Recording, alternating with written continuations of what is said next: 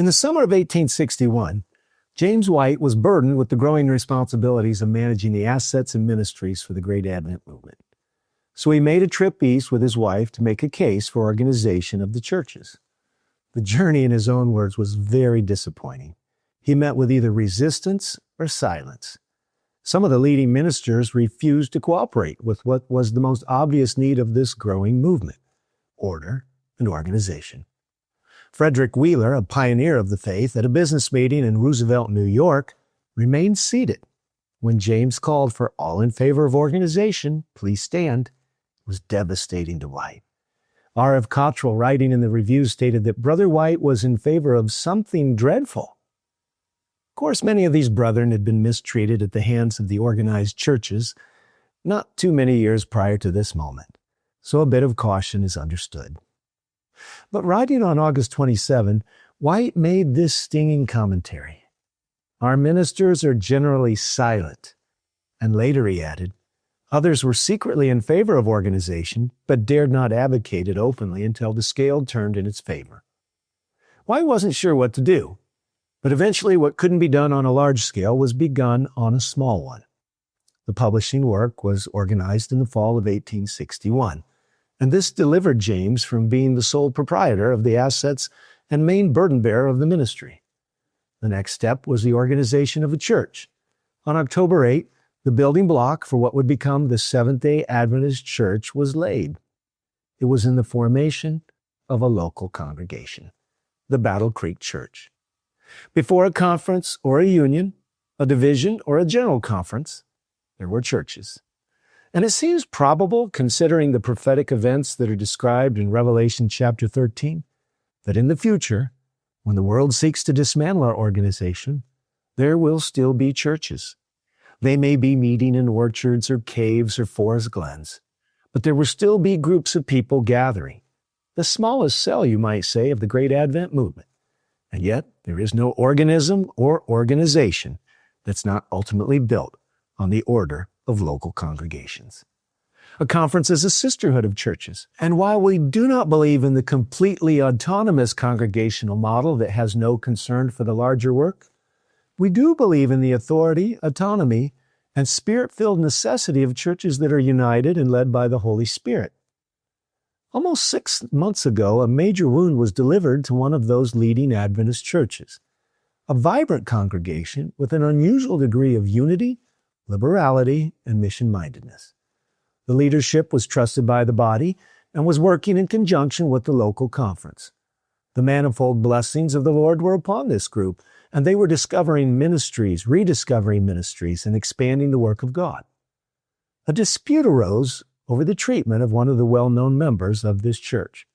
The church, even though alarmed and contesting the manner in which the member and his rights had been processed, complied with the conference directive and enforced the ban keeping the local member from preaching. The member was under no discipline, was also a local elder in regular standing, and was an ordained minister. He was kept from exercising rights and authorities conveyed by both the local church and the union upon his ordination to gospel ministry. While it is completely understood that various things that he said were not appreciated by everyone, it remains the opinion of many fair-minded Christians that a hearing of the issues, not a banning of the subject or the person, was the gospel order of resolution. The matter was further complicated when some in leadership applied pressure to the local church to mimic the conference and discipline the member from leadership roles in the local congregation. Other ministries, it was stated, would not receive the cooperation on a conference level that was needed until local leadership understood the situation as conference leadership did. The senior pastor, understanding that this tactic would wound the church if brought into public view, worked prayerfully to keep the matter behind closed doors. Needless to say, when this became impossible, it met with strong disapproval from the local church, who could not see how the banning of one of its local members was related to its medical or educational ministries. Strong and direct objections were made to what appeared to almost all as undue pressure at best and administrative extortion at worst. The resulting strong disagreement behind closed doors led to the dismissal of the senior pastor, who was unwilling to surrender the civic and gospel order of discovery and due process in determining truth.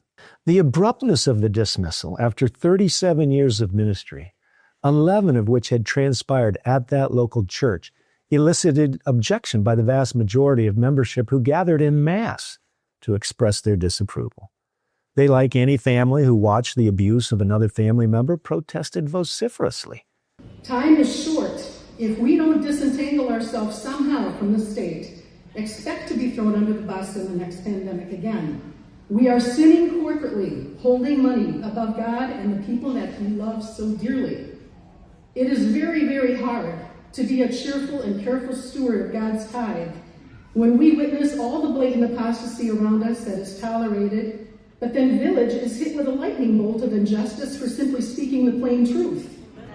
This protest, poorly understood and rejected as illegitimate by some, has now been postured as rebellion or war against the conference-level leadership. Rebellion, however, would require the rejection of legitimate authority, which is at the very heart of the current discussion. Is the church a franchise of the administration or a sister in a sisterhood of family members? While we don't espouse congregationalism, nor do we embrace corporatism, many prayerful and thinking Christians are now reevaluating what is the proper trust-respect relationship between the conference and a local church. Is the local conference a franchise or a partner in an alliance? Currently, the local church believes that an honest effort to discover truth, protect unity, and further the work of the Great Commission requires a hearing by the sisterhood of churches. Is this a distraction or a diversion from the Gospel Commission? Potentially. And yet, is it any more avoidable than any effort would be required if dysfunction was in a certain family system? This is about the future health of the organization. Is it possible that this situation is a catalyst of awakening for many members and many churches?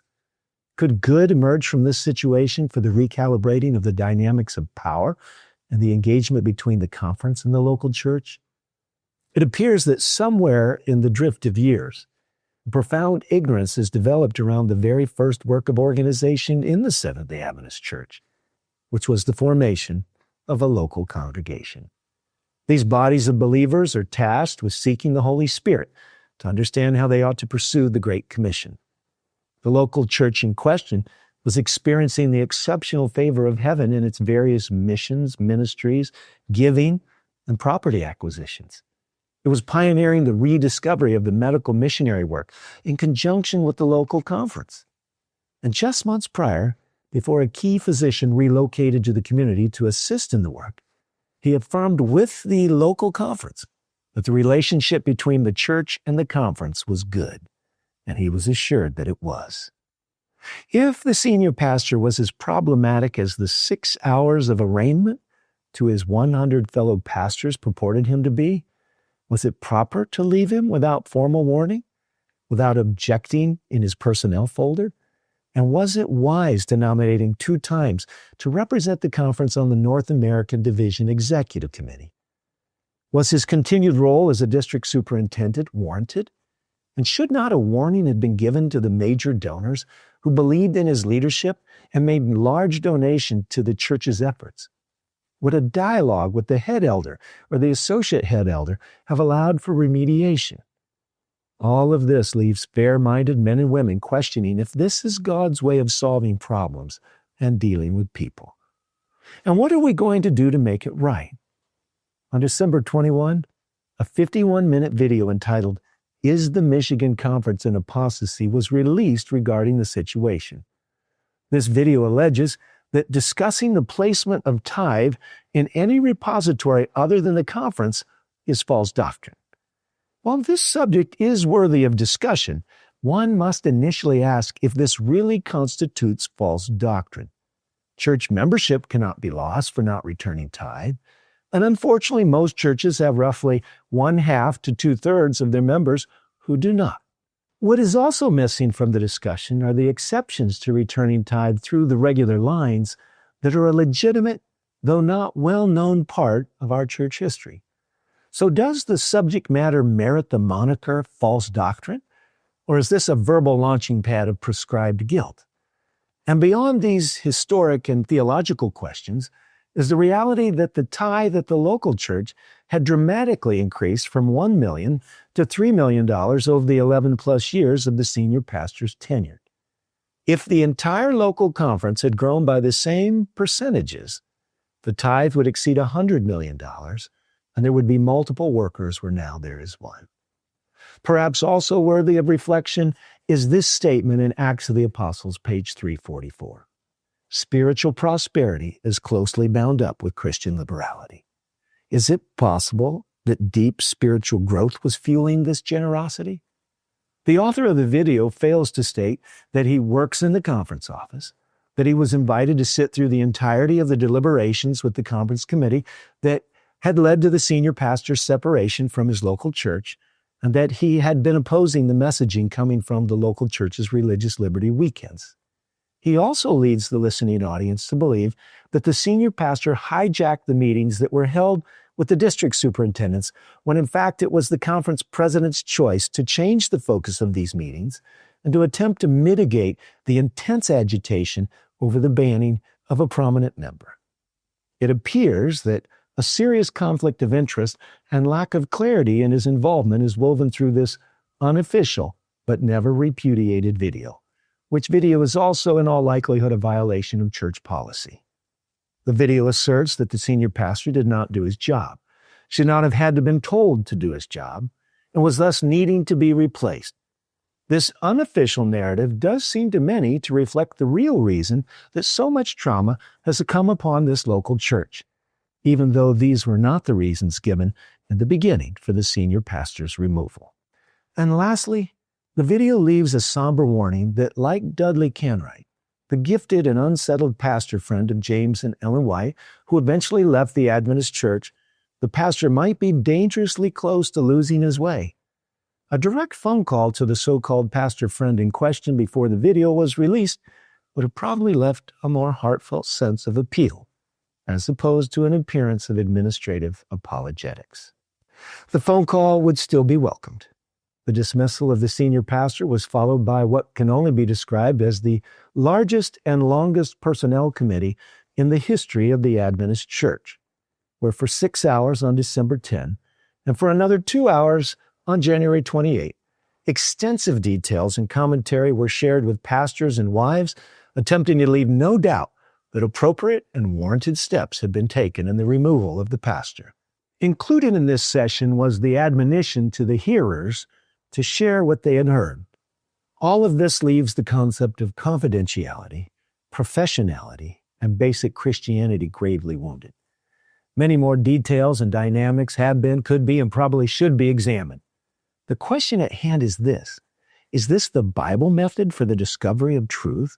Are these the methods that functional families or even successful organizations utilize to create healthy resolutions and cultures that win? Does utilizing at-will employment law, not the Bible, not the church manual, to bring a quick and decided end to employment, make for the best team building and strong and vibrant cultures, or the discovery of truth? Does truth matter?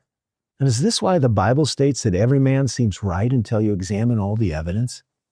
The larger question at hand is, can a church that defines itself by the keeping of the law and the spirit of prophecy remain true if its methods stifle the prophetic voice and the role of their pastors?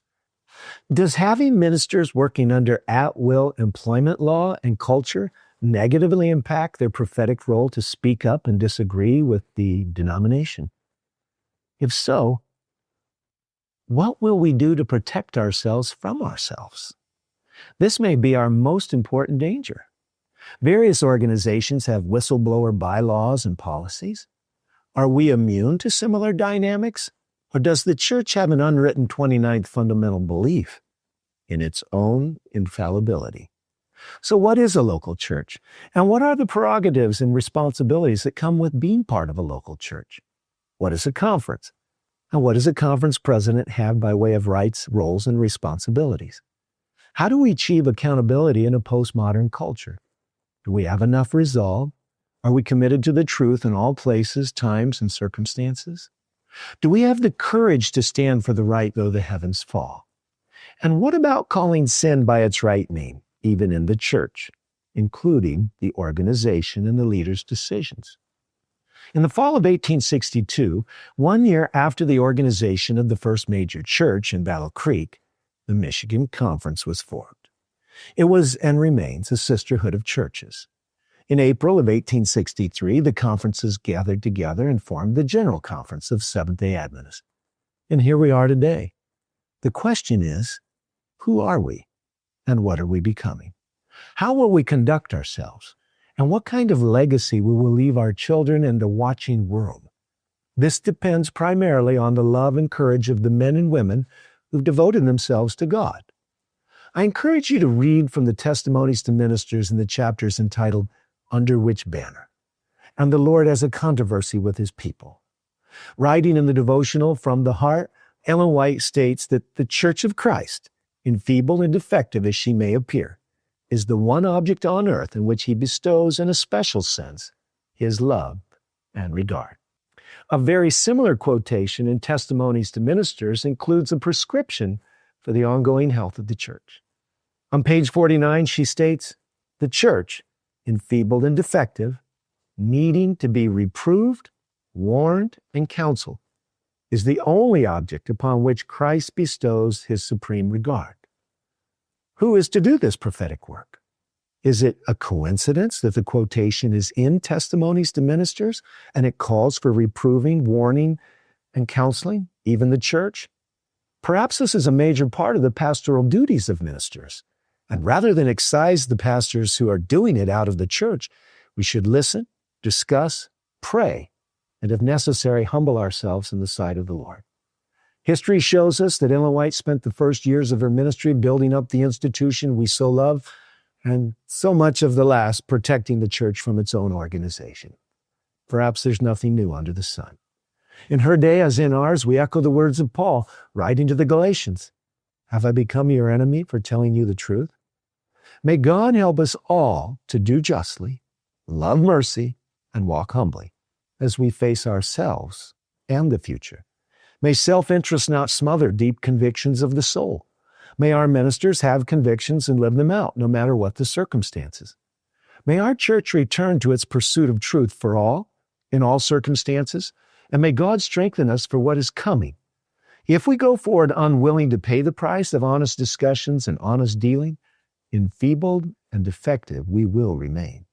On the other hand, truth, kindness, and commitment will do for the world church what it did for the village church. Make a congregation like an army, terrible and with banners. The choice is ours. Lead on, O King eternal.